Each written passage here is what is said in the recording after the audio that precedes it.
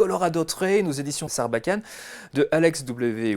Inker, qu'on avait présenté déjà un de ses bouquins, c'était un travail comme un autre, mais c'est complètement différent de ce qu'il a fait sur un travail comme un autre. Une adaptation audacieuse du roman de Thibaut Vermeau à la sauce Larry Clark en fait. Colorado Train, on est dans les années 90, au début des années 90. Ouais. Et on suit une bande d'adolescents, franchement pas... Des jeunes skateurs qui luttent contre la pauvreté, l'ennui, la drogue, enfin voilà, c'est... C'est pas la jeunesse dorée américaine. Non. Et ça va pas aller en s'arrangeant quand un gamin disparaît. Et voilà le début d'une course-poursuite sans fin. Tout le bouquin est en fait d'une Colorado Train, où on a cette image d'un train qui défile à fond la caisse dans les grands espaces américains. Ben, le bouquin est pareil. Ça se dévore comme ça n'arrête jamais. C'est une accélération constante à chaque fois sur des rebondissements.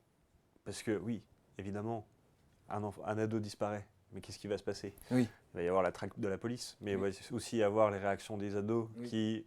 Évidemment, la police ne croit pas, puisque ce sont des fumeurs de joints qui font du skate, donc il n'y a aucune raison. Ouais, mais ces ados-là ont envie de mener leur enquête quand même. Voilà. Donc vous avez en parallèle ces deux récits, et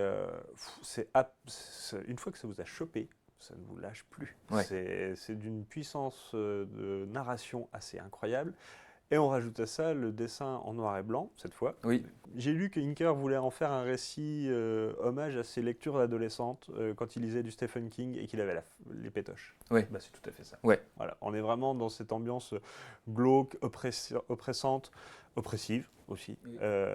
Et ces pauvres ados vont en prendre plein la gueule. Voilà. Il n'y a pas d'autre mot. Ouais. Et l'empathie qu'arrive à nous transmettre Inker à travers... C'est des cadrages souvent très resserrés, hein, et on s'attarde vraiment sur les personnages et pas sur... on pourrait se dire, ouais, on va y avoir des grands plans larges de Colorado. C'est pas le sujet. Le sujet, c'est vraiment ces gosses paumés et leur douleur. Et on est au plus proche d'eux, c'est quand l'insouciance de l'adolescence se confronte au pire, en fait. Hein, c'est ça.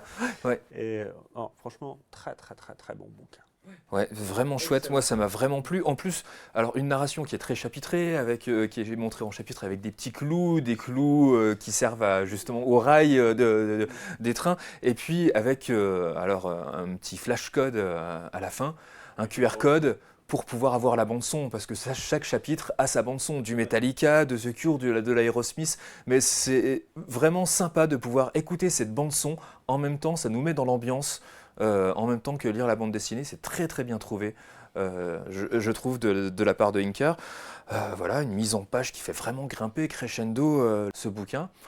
Belle découverte que ce Colorado Train, aux éditions Sarbacane de Alex W. Inker.